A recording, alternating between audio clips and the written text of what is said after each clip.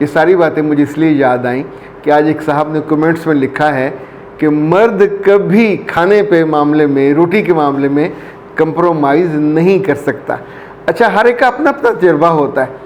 अब लाइक उनका ये कहना है कि शादी के बाद बीवी को ये खुद समझ होनी चाहिए कि उस घर में आई है तो उसने वो इस इंतज़ार में ना रहे कि वो वीवीआईपी है, उसने अपने मियाँ को संभालना ही संभालना है। उसका कमरा कोई और आके साफ़ नहीं करेगा, उसका बाथरूम कोई और साफ़ नहीं करेगा।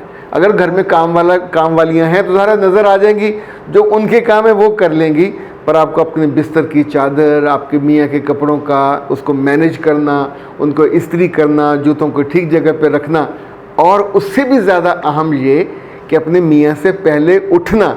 ये नहीं हो सकता कि मियाँ सब तैयार हों बैग लेके दफ्तर जाने के लिए और बीवी सोई पड़ी हो। ऐसी लड़कियाँ नहीं बस पाती।